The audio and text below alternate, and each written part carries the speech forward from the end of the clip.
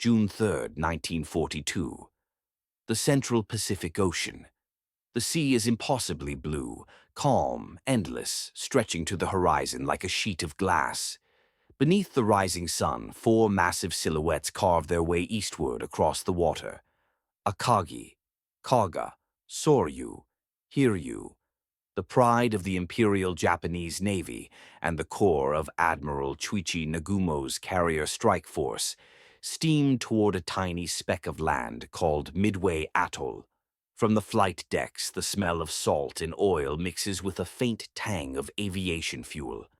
Mechanics in faded blue overalls work methodically, checking bomb racks, refueling lines, and the delicate propellers of Nakajima B-5 and Kate torpedo bombers. Others lounge near the island superstructure, smoking, laughing quietly, and talking about how the Americans will surely crumble again, just as they did at Pearl Harbor 6 months before. In the carrier Akagi's ready room, the atmosphere is confident, almost smug. Charts cover the walls, and a faint hum of the ventilation system mixes with the murmurs of officers. Commander Minoru Genda, one of the architects of the Pearl Harbor strike, points to the map pinned on the bulkhead. "Gentlemen," he says calmly, "the Americans have only a few carriers left, if they even dare to come. Their torpedoes are unreliable, their pilots inexperienced. We will crush whatever force they can muster." The officers nod in agreement.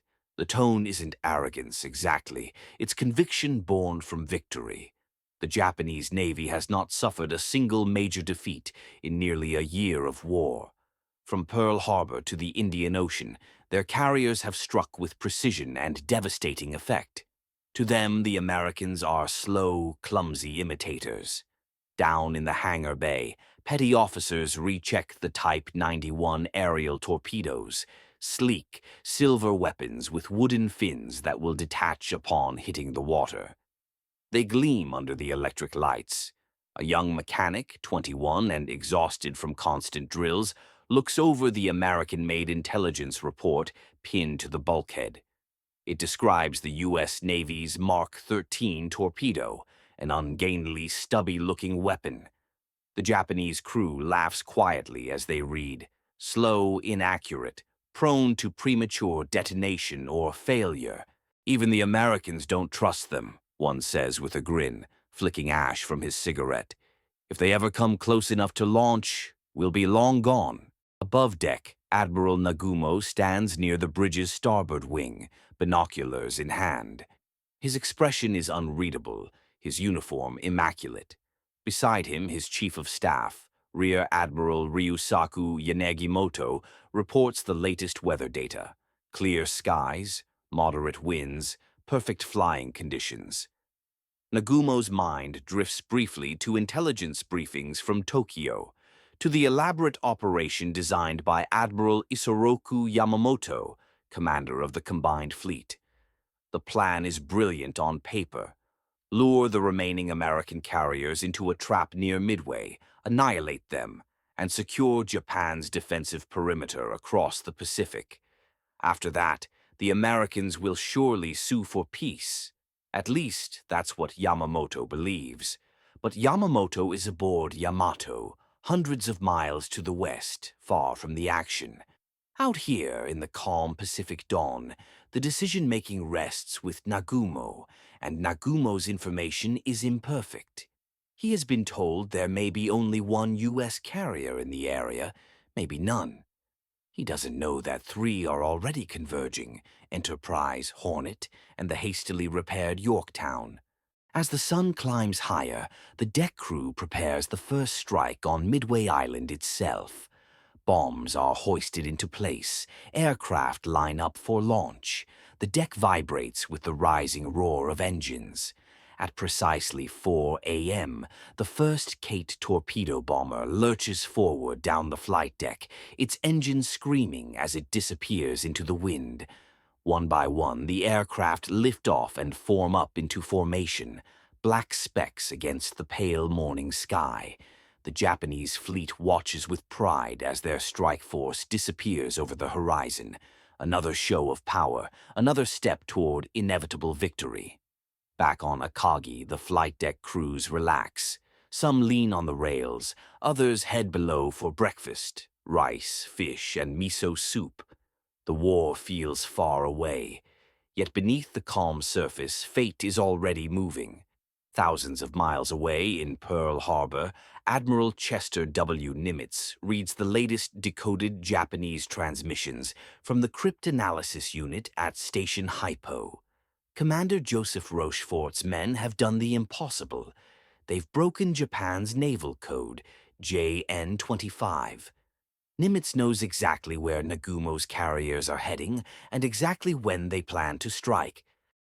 And so, while Nagumo's pilots bomb Midway that morning, the Americans are already in the air, 3 carrier task forces cutting across the Pacific to intercept. Their crews know they're outnumbered, outgunned, and possibly walking into a trap. But this time they have the element of surprise. Back aboard Akagi, messages begin to filter in. The first wave reports moderate damage to Midway, fuel tanks burning, aircraft destroyed, but also unexpected resistance. American fighters, far more numerous than expected, have risen to challenge them. Nagumo listens silently, fingers tapping on the map table. Then another message arrives, reconnaissance from one of the scout planes. 10 enemy ships sighted northeast of Midway. Nagumo pauses. Enemy ships? Could they be the American carriers, or just surface vessels? The uncertainty gnaws at him. He orders his reserve planes, half armed with torpedoes for ship attack, half with bombs for another strike on Midway, to wait. His crews begin rearming and refueling on deck, switching bomb loads, moving ordnance by hand in the blazing sun. Below decks, the air grows thick with gasoline fumes. Torpedoes are rolled out. Bombs are stacked. Hoses snake across the floor, dripping fuel. It's an ordinary process, one they've done dozens of times. But now it's setting the stage for disaster. The laughter about American torpedoes will soon die out. Because at that very moment, high above the Pacific, American dive bombers are closing in, unseen, unchallenged, and ready to strike.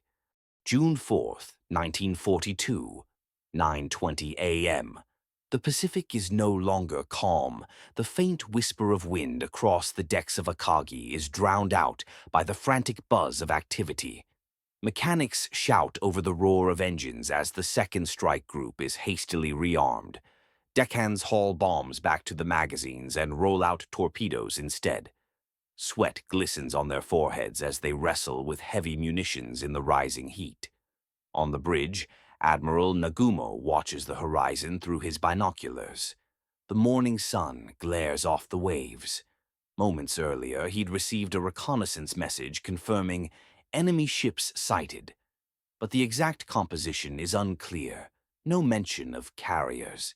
His mind races.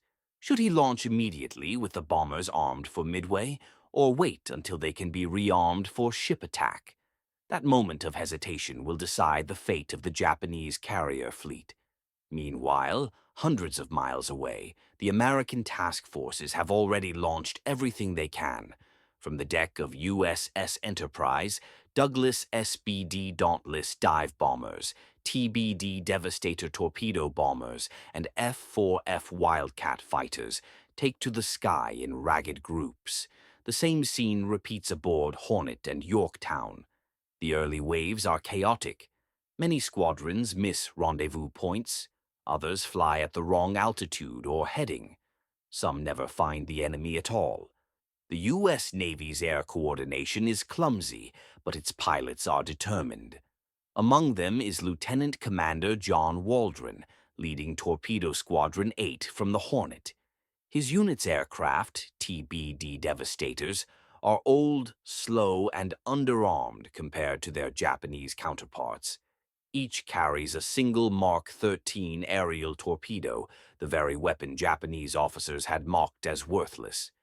As Waldron climbs into formation, he looks back at his men, 15 crews in total. He knows the odds. The Devastator's top speed barely exceeds 100 knots. Japanese Zeros can fly twice as fast. He also knows that to launch a torpedo, they'll have to fly straight and level, directly into anti-aircraft fire. But Waldron doesn't waver. Before takeoff, he told his men, if only one plane makes it through, he must get a hit. Now, as they roar toward the Japanese fleet, they skim just above the water, engines straining. The horizon shimmers in the heat. At 0940 hours, lookouts aboard Akagi and Kaga spot black dots low on the sea. Alarms ring. The calm of the morning evaporates. "Enemy aircraft approaching," shouts the bridge officer. Fighters scramble. The sky fills with movement as Mitsubishi A6M0s peel off to intercept the incoming torpedo planes. From the Japanese perspective, it's almost a massacre. The Devastators are sitting ducks. Zeros dive through them like hawks through a flock of sparrows, tearing them apart with 7.7mm machine guns and 20mm cannons. Planes burst into flames, skid across the water, or spiral down, trailing smoke. The few that survive press on, releasing their torpedoes at suicidal range. None hit. Every single torpedo misses, malfunctions, or detonates prematurely. Aboard Akagi, the crew cheers as the last of the attackers crash into the sea.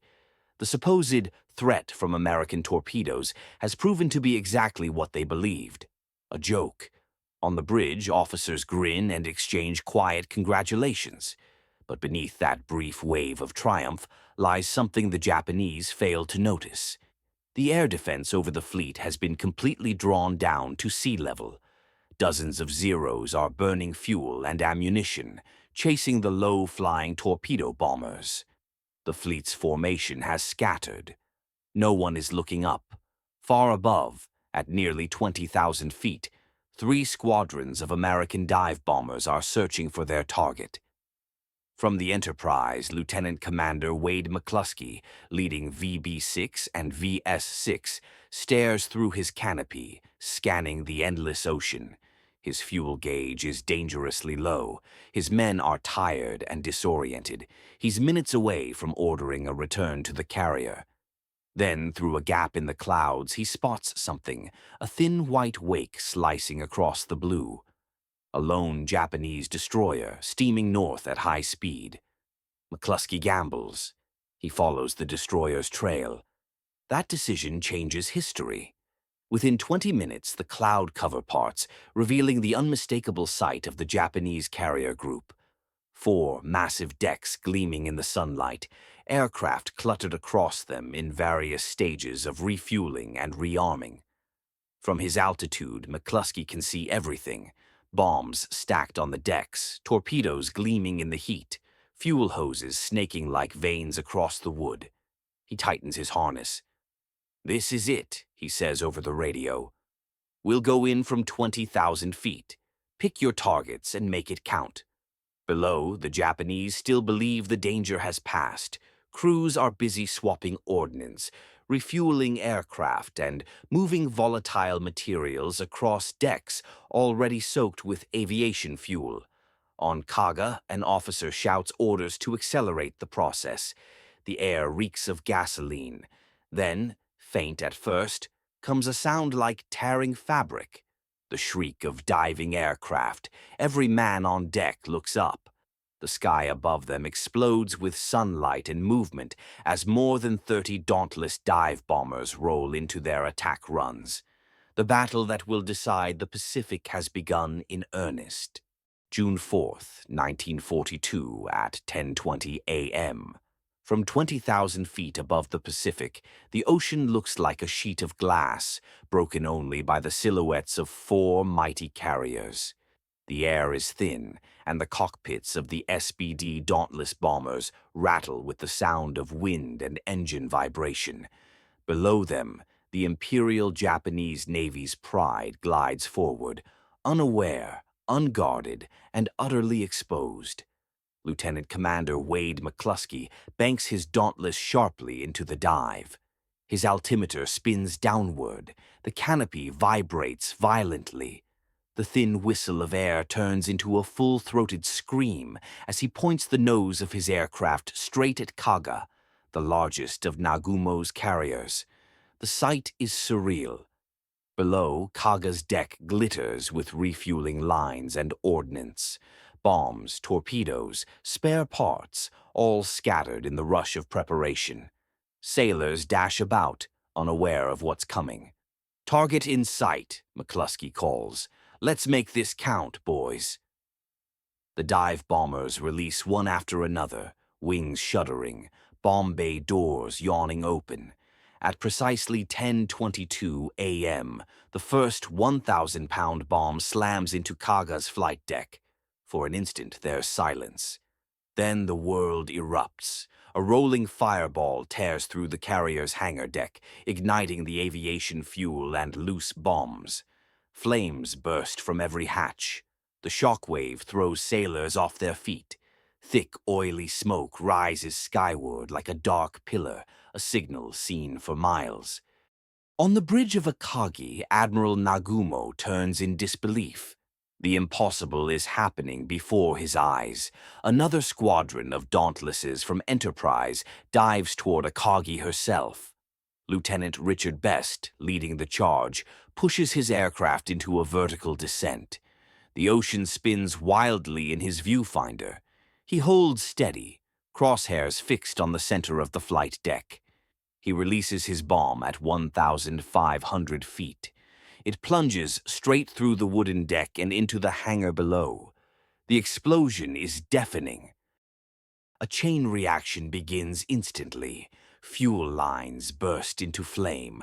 Armed aircraft cook off like firecrackers.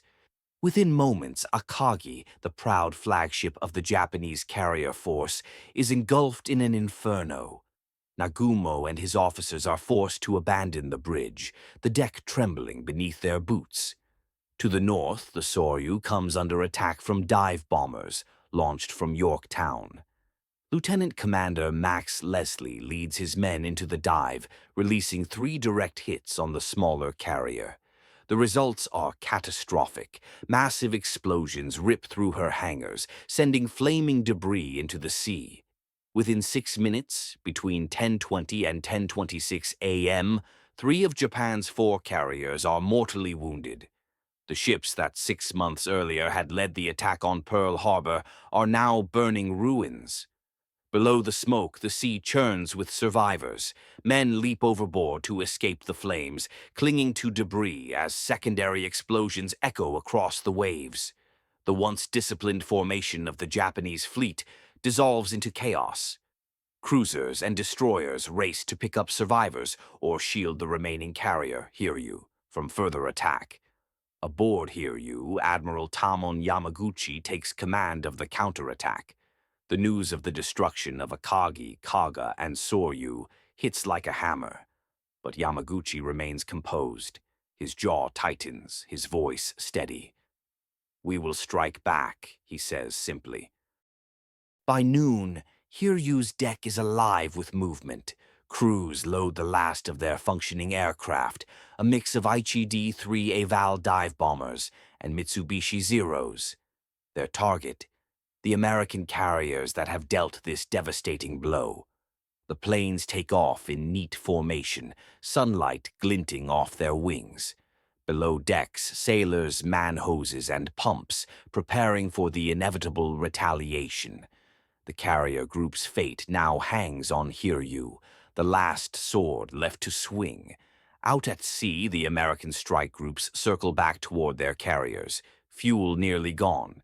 In the cockpits, pilots sit in stunned silence. Some had been convinced their bombs had missed until they looked back and saw the plumes of smoke. They realized they've just done what no one thought possible. They've changed the course of the Pacific War in 6 minutes. As they approach their own task force, radio chatter fills the airwaves. 3 carriers burning. Repeat, 3 carriers burning. Aboard the Enterprise, sailors cheer. Mechanics and deckhands stare in disbelief.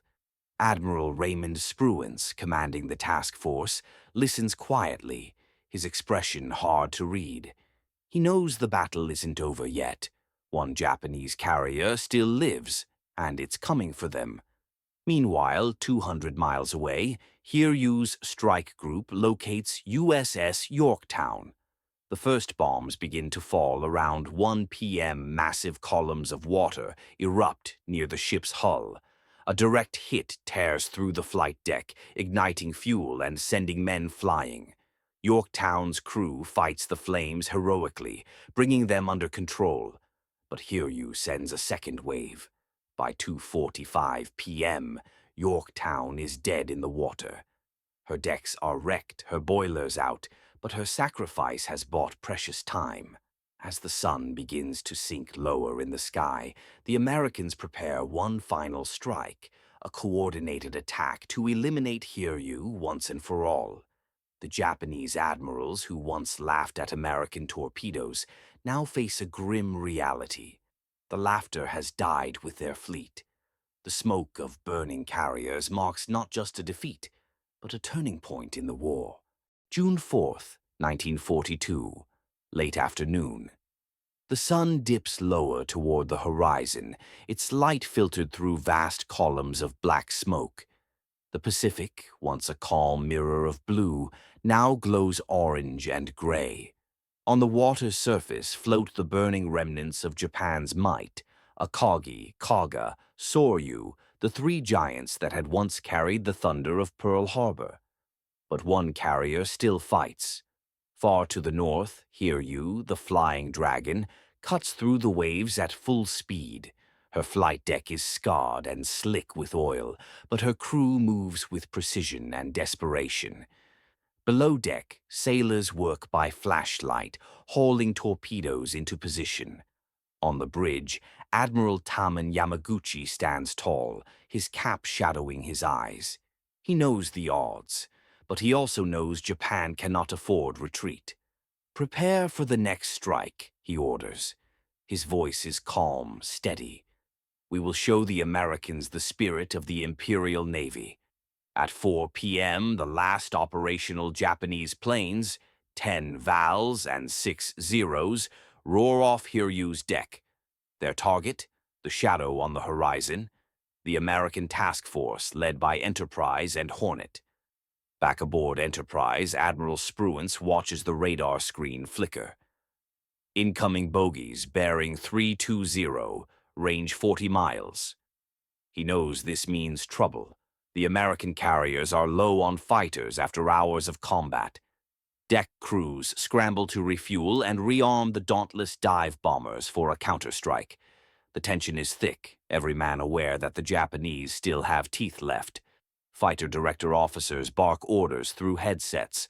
Pilots sprint to their cockpits. Engines roar to life. Moments later, the first wave of Zeros and Vals dive out of the clouds.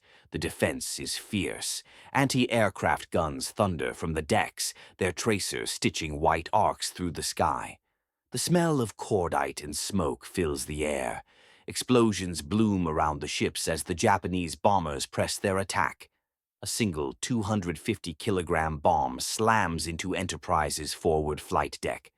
The ship shudders violently, steel buckling under the impact. Fire erupts in hangars below, but the crew reacts instantly. Fire hoses blasting, bulkheads sealed. Within minutes, the flames are under control.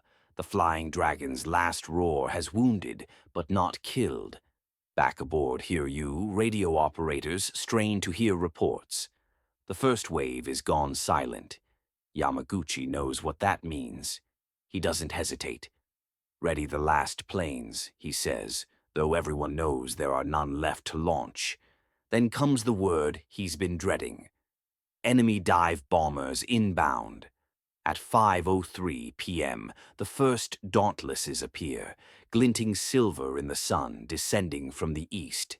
It's Yorktown's surviving strike group, guided by scout planes that have tracked Hiryu's position through the smoke. The Americans have found her. The order goes out. "All hands, take cover." The scream of the dive bombers fills the sky. The first bombs fall at 5:05 p.m. One misses, sending up a column of water that drenches the deck.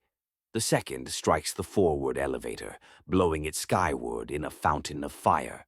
The third penetrates deep into the hangar deck, detonating among fueled aircraft being prepared for launch. The explosion rocks the entire ship. Flames burst from every opening. Black smoke billows upward, blotting out the sun. Men run through corridors filled with heat and choking fumes, trying to contain the inferno. But it's hopeless. The carrier lists heavily to port. Admiral Yamaguchi watches the flames rise from the bridge. His staff urges him to abandon ship. He shakes his head. "I will stay with Hiryu," he says quietly. "The fleet must live in spirit, if not in ship." By nightfall, the Hiryu is a floating torch. Her crew abandons her in the dark Pacific, the orange glow of fire reflecting off their faces as they slip into the sea. Yamaguchi remains aboard with his captain, Kaku Tomeo, standing together as the flames climb higher. At 5:15 a.m. the next morning, Hiryu finally succumbs, slipping beneath the waves with a muffled roar. The ocean closes over her, leaving only a thin slick of oil and scattered debris. The last of the Japanese carriers is gone. When the sun rises on June 5, 1942, the once invincible Kido Butai, the strike force that had terrorized the Pacific, is no more. 4 carriers lost, over 250 aircraft destroyed, more than 3,000 sailors dead or missing. The Americans, though battered, still hold all 3 of their carriers afloat. Yorktown will eventually sink, but by then the balance of power has already shifted. Aboard Enterprise, Admiral Spruance surveys the horizon through binoculars. The sea is littered with oil, debris, and bodies. He lowers the glass and speaks softly to his staff. "Gentlemen, this is our turning point." The mood among the American crews is quiet, almost somber. They've won, but at a terrible cost. The decks are stained with oil and fuel, the air thick with smoke. Yet, in every man's heart burns a single thought. They've avenged Pearl Harbor. On the Japanese side, the shock is absolute. Reports filter back to Tokyo, each one more devastating than the last. Admiral Yamamoto, far to the west aboard his flagship Yamato, reads the final transmission from Nagumo's fleet. His face remains expressionless. Only his hand trembles slightly as he folds the message. "The gods have turned their faces from us," one officer whispers. But Yamamoto knows better. It wasn't gods. It was intelligence, courage, and luck, and a misjudgment born from overconfidence. The same overconfidence that led Japanese admirals to laugh at American torpedoes, to underestimate their resolve, and to believe that victory was guaranteed. At Midway, those assumptions sank alongside their carriers. The tide of the Pacific War had turned, and it would never turn back. June 6, 1942. The Midway Basin. The sun rises over a Pacific Ocean littered with wreckage. The once mighty Japanese fleet has vanished beneath the waves, leaving only dark slicks of oil, shattered rafts, and drifting fragments of steel. Gulls wheel overhead. The air still smells of fuel and smoke. The ghosts of battle lingering in the morning, calm. On the deck of the USS Enterprise, sailors line the rails in silence. Many of them are barely 20 years old. They stare out across the endless blue, trying to process what they've witnessed. The burning of carriers, the fury of the dive bombers, the sudden shift from fear to victory. Some talk quietly, others say nothing at all. For the Americans, Midway is more than a battle won. It's proof that they can stand toe-to-toe with the empire that had once seemed unstoppable. Down below in the ready room, pilots sit slumped in their chairs, flight suits streaked with oil and sweat. The adrenaline has faded, leaving only exhaustion. Lieutenant Commander Wade McCluskey stands before them. the man whose decision to follow a lone destroyer led the bombers straight to the Japanese carriers. His voice is calm, measured. "Gentlemen," he says, "what we did yesterday will be studied for a long time. But for now, get some rest. We still have a war to fight outside. Deck crews are already preparing for the next phase. Aircraft are refueled, rearmed, repaired. The war machine doesn't pause, not even for triumph." Meanwhile, the news spreads across the Pacific like wildfire. From Pearl Harbor to Washington, D.C., radios crackle with updates. 4 Japanese carriers sunk at Midway. It seems impossible. In 6 months, the same fleet that had struck Pearl Harbor, symbols of invincibility, has been destroyed. The morale of the United States soars. Newspapers call it revenge, redemption, and the turning of the tide. Yet even in victory, the cost is clear. Yorktown, battered and burning, finally succumbs 2 days later after a submarine strike. Her crew abandons her reluctantly, watching their ship slip beneath the waves. For them, Midway is victory tempered with loss. Thousands of miles away in Tokyo, the atmosphere is somber. Flags are lowered. Meetings run late into the night. Admiral Isoroku Yamamoto, architect of the Pearl Harbor attack, receives the final casualty reports. The list is devastating. Over 100 of Japan's best carrier pilots lost, irreplaceable veterans who cannot be trained again overnight. Yamamoto doesn't raise his voice. He simply looks down at the report and says, "The war has turned against us." He knows the truth. Japan's industrial base cannot replace its losses at the pace America can. 4 carriers gone mean not just ships, but the loss of experience, training, and doctrine built over decades. The Imperial Navy's elite air arm, once the envy of the world, has been gutted in a single day. For the Americans, Midway becomes the foundation of a new strategy. The slow, relentless, island-hopping campaign that will push across the Pacific, Guadalcanal, Tarawa, Saipan, Leyte, Okinawa, each a stepping stone toward Japan itself. In classrooms and naval academies, historians will later call Midway the hinge of the Pacific War. But for those who were there, the sailors, the pilots, the men who watched the sea burn, it was something more personal. It was the moment the laughter stopped. Before the battle, Japanese officers had mocked the Mark 13 torpedo, calling it slow, clumsy, unreliable.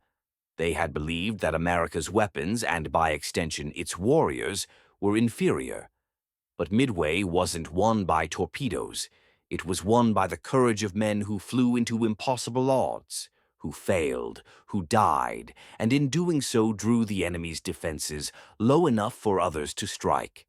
Torpedo Squadron 8 from the Hornet, John Waldron's squadron, was wiped out almost to the last man. Only one survivor, Ensign George Gay, was pulled from the sea. He watched the entire battle unfold from the water, saw the Japanese carriers burning one by one. Years later, he would say softly, "We opened the door. The dive bombers walked through. That's the hidden truth of Midway. Victory was built on sacrifice, on a chain of courage that stretched from the doomed torpedo pilots to the men who found the fleet from 20,000 feet up. Every misstep, every failure led to the moment when the dive bombers broke through the clouds and turned the Pacific red with fire. By the time night fell on June 6th, the war was forever changed. The Japanese Navy, once the master of the seas, would never again regain its offensive power. From that day on, Japan would fight on the defensive, retreating, regrouping, and slowly yielding ground.